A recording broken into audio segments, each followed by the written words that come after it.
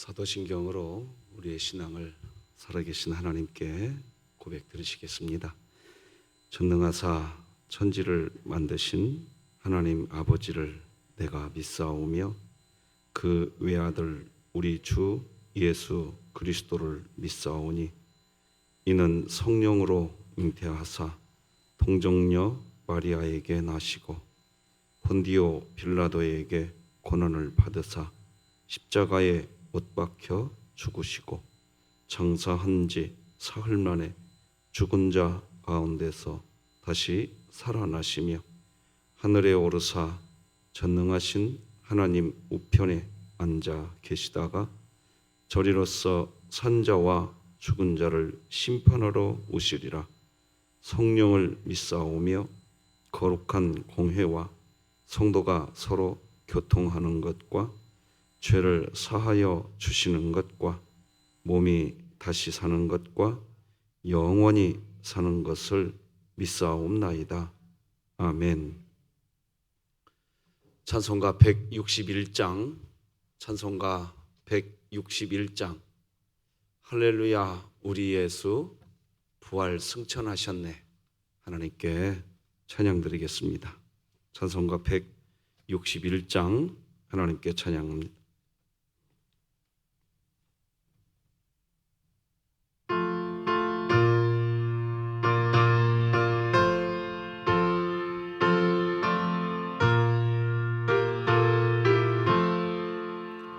할렐루야, 우리 예수 부활 승천하셨네. 세상 사람 찬양하니 천사와 다 바도다. 구주 예수 부활하사 사망 권세 이겼네. 구주 예수 부활하사 사망 권세 이겼네. 할렐루야, 우리 예수 왕의 왕이 되시고 우리들의 중보 되신 성령 증거하시네. 구주 예수 부활하사 좋은 열매 되셨네. 구주 예수 부활하사 좋은 열매 되셨네. 할렐루야, 우리 예수 은과 티가 없도다. 무덤 속에 있는 죄인 주가 일으키시네. 구주 예수 부활하사 영광 주로 오시네. 구주 예수 부활하사 영광 주로 오시네. 우리 진흥교회 주간 기도표 6월 24일 수요일 기도 제목 함께 기도하십시다. 교회를 위해 기도합니다. 진흥교회가 코로나19 기간에 다니엘과 3인의 교회를 통해 성도와 성도 간에 하나 되고 소통이 이루어지게 하시고 2020년 복음을 전수하는 가정을 세우는 교회가 되게 하소서. 이웃을 위해 기도합니다. 진흥교회가 지역사회의 은퇴를 준비하는 자들을 위한 섬김을 고민하게 하시어 인생의 어려운 전환점을 맞이하는 그들을 위로하게 하소서. 북한을 위해 기도합니다. 북한 지하교회 성도들의 믿음을 통해 세상의 힘이 하나님을 대적할 수 없음을 북한 정부와 북한 주민들이 깨닫게 하시고 진흥교회가 입양하여 섬기기 원하는 평안남도 강동군에 속히 하나님의 은혜가 임하게 하소서. 자녀를 위해 기도합니다. 현재 학교 현장에 동성애를 찬성하고 옹호하는 교사들이 성인지 감수성, 성평등, 젠더로서의 성을 교육 현장에서 은밀하게 때론 직접적으로 이것을 가르치고 있는 가운데 동성애를 미화하는 교육들이 하루속히 중단되게 하소서. 국가와 열방을 위해 기도합니다. 인도가 코로나 확진 차단을 위해 아무런 대책 없이 통행 금지령을 내림으로 하루하루 노동을 해서 가정의 생계를 유지하는 천민 계층의 사람들이 굶주림으로 인해 고통당하고 있는 가운데 하루속히 코로나19가 종식되어 굶주림으로 고통당하는 이들이 더 이상 생겨나지 않게 하소서. 선교와 전도를 위해 기도드립니다. 이현호, 박순남 선교사가 선교하고 있는 파푸아 뉴기니아 지역에 많은 코로나19 확진자들로 인해 기존 선교 방식의 방법들이 어려움을 겪고 있는 가운데 열악한 상황에도 하나님을 바라보며 현재의 위기를 기회로 삼아 현지 그리스도인들을 말씀과 기도로 잘 양육하게 하소서. 이 모든 것 주 예수 그리스도의 이름으로 기도드립니다. 아멘. 오늘 함께 나눌 하나님의 말씀은 신약성경 고린도전서 15장 1절에서 11절까지 말씀 한 절씩 교독하시겠습니다. 15장 1절 제가 먼저 읽겠습니다. 형제들아, 내가 너희에게 전한 복음을 너희에게 알게 하노니 이는 너희가 받은 것이요 또 그 가운데 선 것이라. 너희가 만일 내가 전한 그 말을 굳게 지키고 헛되이 믿지 아니하였으면 그로 말미암아 구원을 받으리라. 내가 받은 것을 먼저 너희에게 전하였노니 이는 성경대로 그리스도께서 우리 죄를 위하여 죽으시고 장사 지낸 바 되셨다가 성경대로 사흘 만에 다시 살아나서 게바에게 보이시고 후에 12 제자에게와 그 후에 500여 형제에게 일시에 보이셨나니 그 중에 지금까지 대다수는 살아있고 어떤 사람은 잠들었으며 그 후에 야고보에게 보이셨으며 그 후에 모든 사도에게와 맨 나중에 만삭되지 못하여 난 자 같은 내게도 보이셨느니라. 나는 사도 중에 가장 작은 자라. 나는 하나님의 교회를 박해하였으므로 사도라 칭함받기를 감당하지 못할 자니라.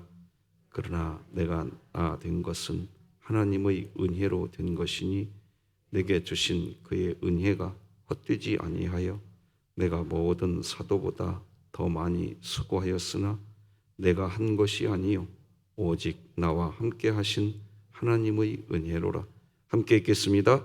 그러므로 나나 그들이나 이같이 전파하며 너희도 이같이 믿었느니라. 아멘. 하나님께 드려진 예물이 있습니다. 잠시 기도하십시다. 하나님 아버지, 감사합니다.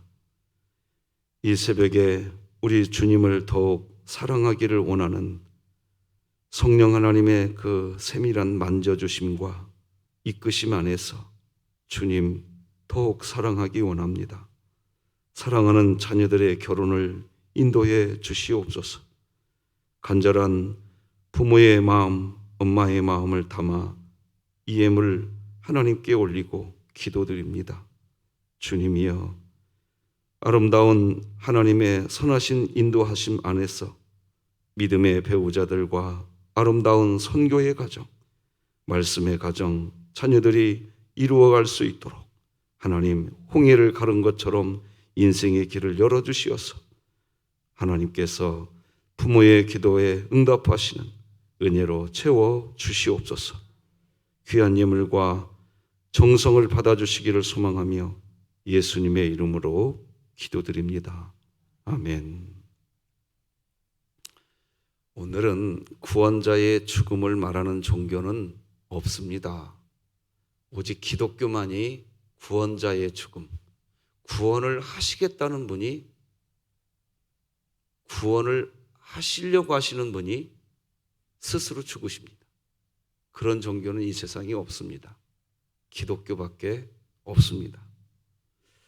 고린도전서 13장을 사랑장이라고 하듯 고린도전서 15장을 부활장이라고 이야기합니다. 그래서 오늘은 부활의 복음에 대해서 묵상해 보려고 합니다. 글을 하나 읽어드리겠습니다. 화가 휘슬러는 비숑 프리제라는 반려견을 키우고 있었다. 관리하기가 까다롭고 매우 비싼 개라 애지중지하고 있었다. 어느 날부터 반려견이 목이 심하게 아파 제대로 짖지를 못했다. 반려견을 너무 사랑했기에 수의사보다 더 믿을 만한 의사를 찾던 휘슬러는 명의로 소문난 맥킨지 박사를 불러 왕진을 부탁했다. 박사는 당연히 휘슬러가 아픈 줄 알고 왕진을 왔다가 반려견의 진찰인 것을 알고 매우 화가 났으나 일단 치료를 해주었다. 그리고 다음 날 휘슬러에게 연락을 해 사무실에 일이 있으니 와달라고 요청했다. 휘슬러는 사무실에 걸만한 그림을 구입하려는 줄 알고 흔쾌히 달려갔는데 도착한 그를 보고 맥킨지 박사가 말했다. 아, 오셨군요. 실은 병원 입구 문 가장자리의 페인트 칠이 좀 벗겨져서요. 깨끗하게 칠을 좀 해주시겠습니까? 우리에게 잠깐 생각하게 하는 겁니다. 친구를 보면 그 사람의 수준을 알 수 있습니다. 그 사람이 어떤 분인지를 존중해 줄 아는 태도도 우리에게 필요한 것 같습니다. 사람은 자기 수준에 걸맞는 사람과 만나기 때문입니다. 그런데 사람의 수준이라는 것, 무엇으로 사람의 수준을 알 수 있고 자신이 어떤 수준인지 무엇으로 알 수 있을까요? 그거는 자기가 추구하는 것이 무엇인가, 그것으로 그 사람의 수준을 알 수 있을 것 같습니다. 덴마크의 철학자이죠 키에르케고르는 인간의 삶의 수준을 크게 세 가지로 구분할 수 있다고 하면서, 첫째, 인간의 가장 기본적인 삶의 모습은 미적, 감각적 단계, 이 수준에 있는 사람이 있다는 겁니다. 이 단계에서 인간은 감각적 쾌락을 추구합니다. 자기 만족의 쾌락을 추구하고 먹고 입고 자는 1차적인 본능적 욕구가 해결되는 실존 단계입니다. 이곳에서 인간은 욕구를 해결하고 생활을 이루는 단계이지만 이 단계에서 인간은 결코 완전한 행복을 추구할 수 없습니다. 평생 동안 감각적 쾌락을 추구할 경우 그 결과 인간은 권태와 절망의 유산을 남길 뿐입니다. 둘째, 인간은 단순한 감각적 쾌락의 단계에서 벗어나 윤리적 단계에 따른 삶을 살게 됩니다. 쾌락만을 쫓아 무비판적으로 사는 것이 아니라 인간으로서 지켜야 하는 보편적 가치와 도덕 규범을 따라 살아갑니다. 이때 인간은 스스로 결정하고 책임을 질 수 있는 도덕적 인간이 실현되는 단계이기도 합니다. 하지만 불행하게 인간은 언젠가는 죽을 수밖에 없는 운명을 지녔습니다. 아무리 윤리적으로 올바른 삶을 살아간다 해도 죽음이라는 피할 수 없는 이 불안에서 벗어날 수 없습니다. 윤리적 인간이 되는 노력 또한 죽음이라는 실존적 물음 앞에 무릎을 꿇게 마련입니다. 이 불안과 절망이라는 긴 터널을 빠져갈 수 있는 비상구는 다음 단계, 세 번째 단계에서 찾을 수 있습니다.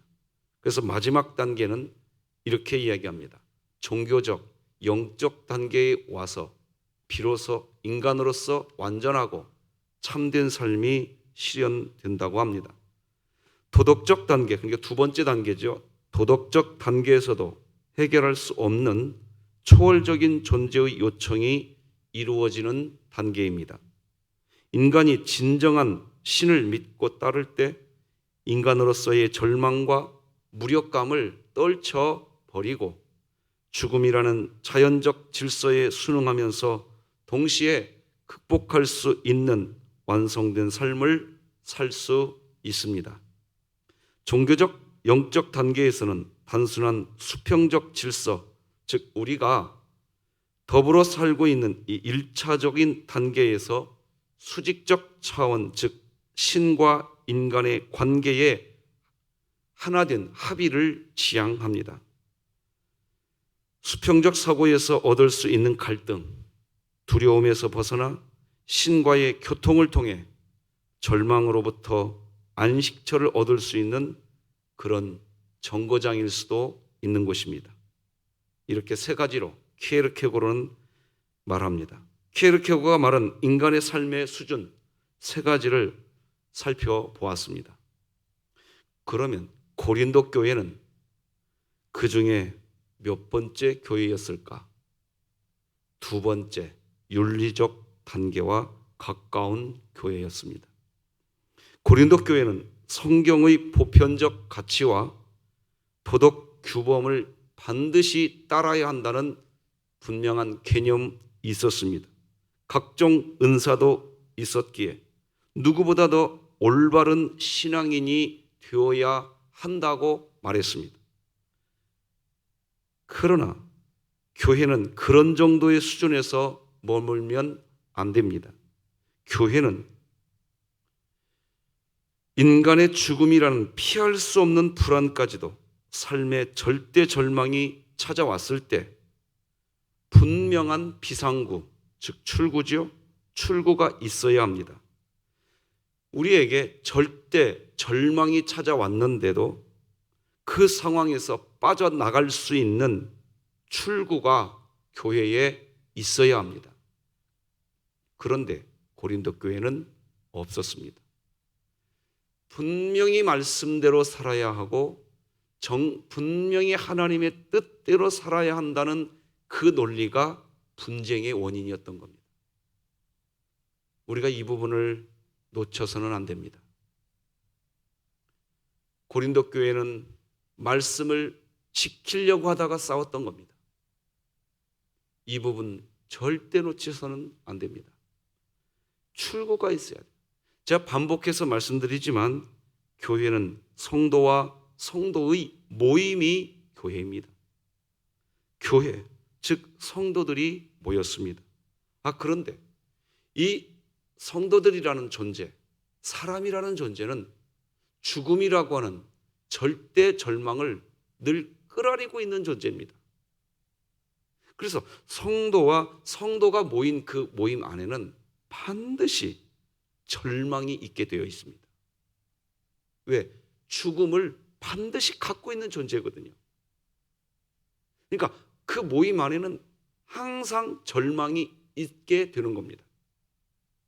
그런데 하나님은 부활이라고 하는 출구, 비상구를 그 안에 넣어 놓으신 줄 믿으시기 바랍니다. 그래서 성도들은 교회로 모였다 할지라도 신음하게 되어 있습니다. 그 모임 안에, 그 교회 안에 출구가 있어야 됩니다. 그 출구는 바로 부활인 것입니다.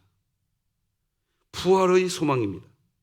부활의 소망이 있는 성도와 성도의 모임인 교회, 그런 교회가 바로 키에르케고르가 말한 인간 삶의 수준에서 가장 완성된 삶을 살 수 있는 종교적, 영적 단계의 교회가 되는 것입니다.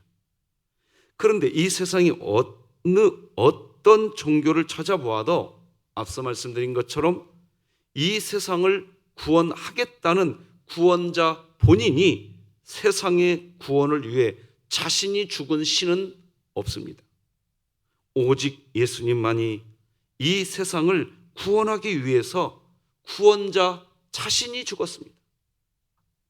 이유는 딱 하나입니다. 그것만이 부활의 원인, 그것만이 부활이 우리에게 줄 수 있는 방법이기 때문입니다. 왜 그럴까요? 죄를 처리해야 하기 때문입니다. 어떤 신도 인간의 죄를 처리해 주지 않았습니다. 예수님만이 그 죄의 대가를 처리해 주신 것입니다. 믿으시기 바랍니다. 오직 부활의 복음을 정말로 우리에게 주시기 위해서 세상을 구원하시겠다는 분이 죽으신 겁니다. 사도 바울이 고린도 교회에 전한 복음은 바로 이런 부활 복음이었습니다. 그런데 말씀드린 것처럼 고린도 교회가 부활 복음을 받았으면서도 윤리적 단계의 교회에 머물러 있었습니다. 윤리적 단계에 머무는 그런 교회였기에 분쟁이 있었고 파벌 싸움이 있었던 겁니다. 왜 분쟁하느냐? 출구가 없기 때문에 그런 겁니다. 부활을 믿는 믿음, 그래야 출구가 있습니다. 세상이 아무리 답답하고 어려워도 죽을 지경이라 할지라도 부활은 죽음의 자리에서 경험하는 거거든요. 여러분의 삶에 출구가 있기를 바랍니다. 부활신앙, 부활 복음이 있기를 축복합니다. 부활 복음을 가지고 있으면서도 고린도 교회가 그러면서도 그 부활의 복음이 실제가 되지 못하니까 고린도 교회는 분쟁하는 현상이 나타난 겁니다.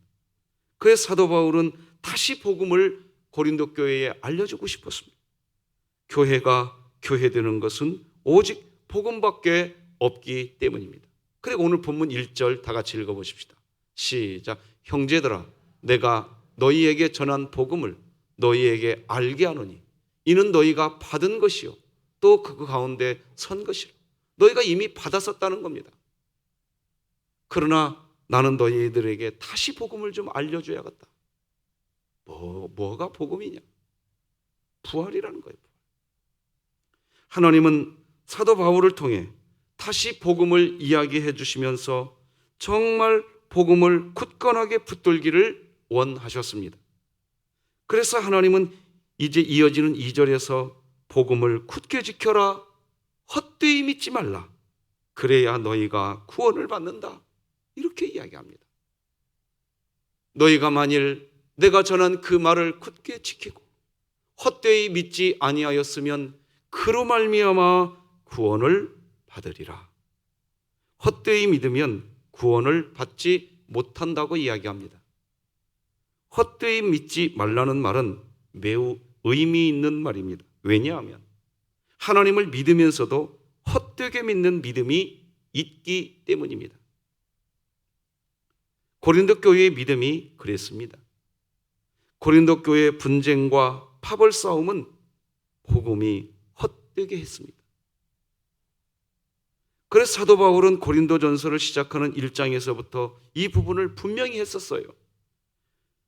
하나님은 왜 사도 바울을 고린도 지역에 보내셨는가?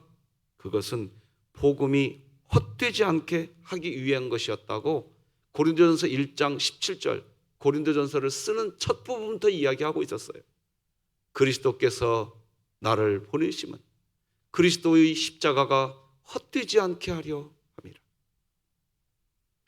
왜 고린도 교회는 복음을 가지고 있으면서도 헛된 믿음이 되었을까요?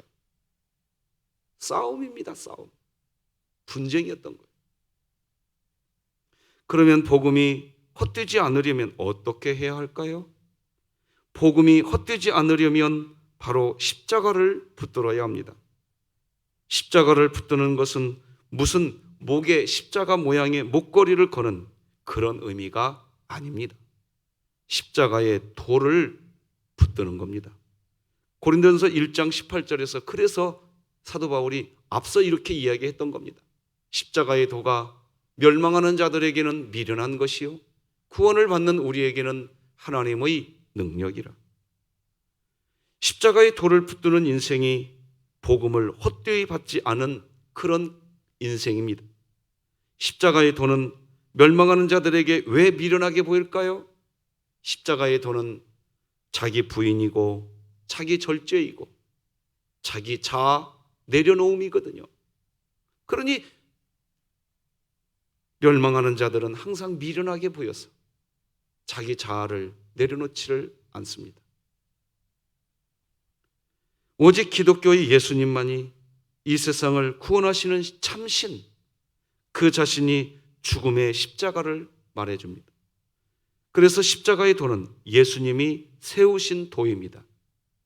예수님이 세우신 도예요. 그리고 오늘 본문 15장 3절에 보면 내가 받은 것을 먼저 너희에게 전하였노니 이는 성경대로 그리스도께서 우리를 죄를 위하여 죽으셨다. 예수님은 십자가의 도를 자신의 십자가로 세우신 겁니다. 그런데 십자가의 도는 예수님까지도 죽어야 하는 도였습니다. 예수님도 자기 부인을 하셨고 자기 절제와 자기 자아 내려놓음을 하셔서 십자가의 도를 이루신 것입니다.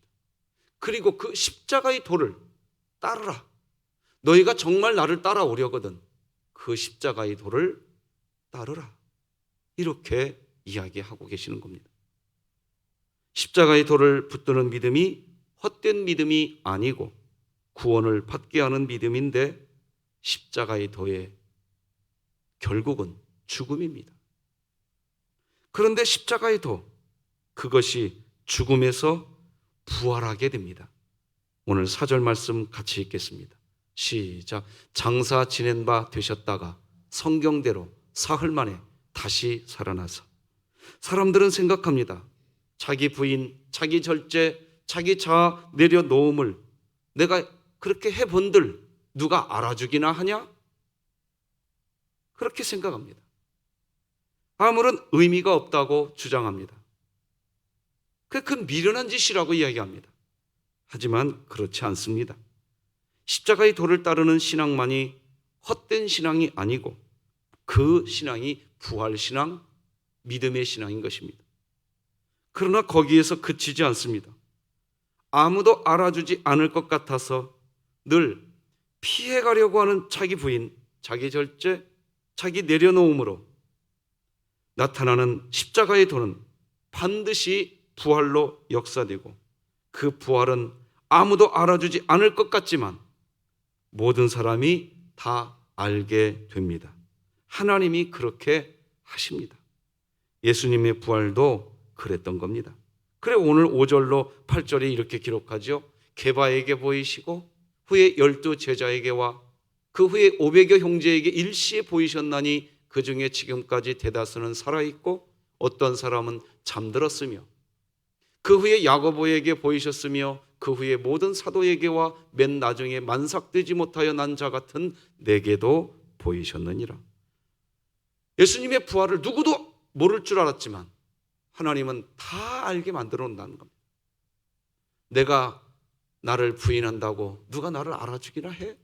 아니, 하나님이 알아주고 하나님이 알게 해주는 부활의 은혜를 믿으시기 바랍니다.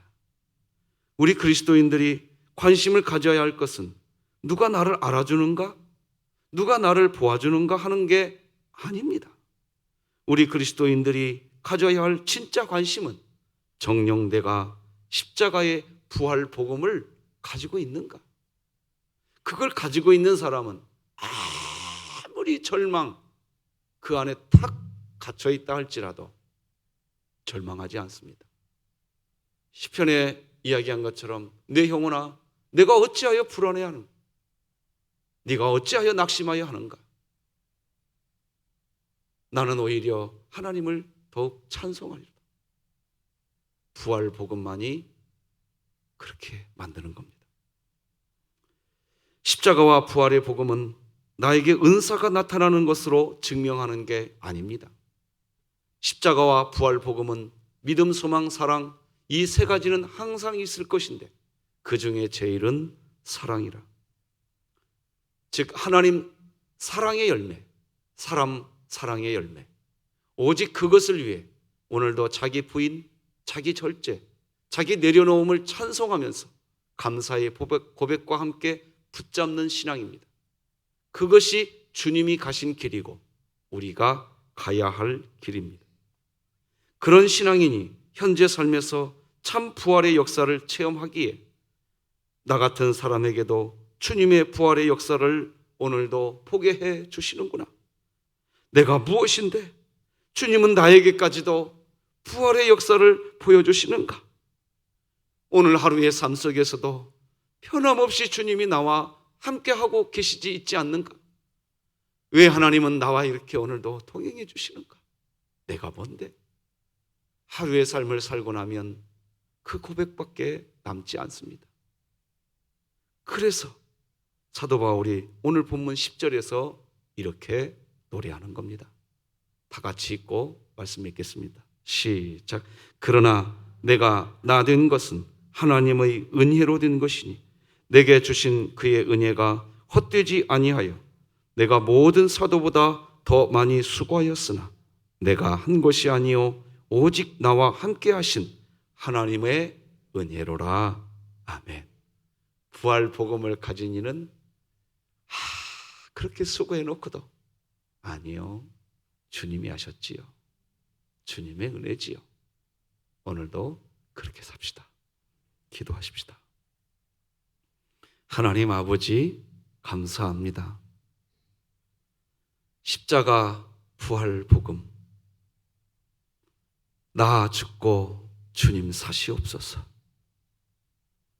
나 죽고 내 옆에 지체가 살게 하여 주시옵소서.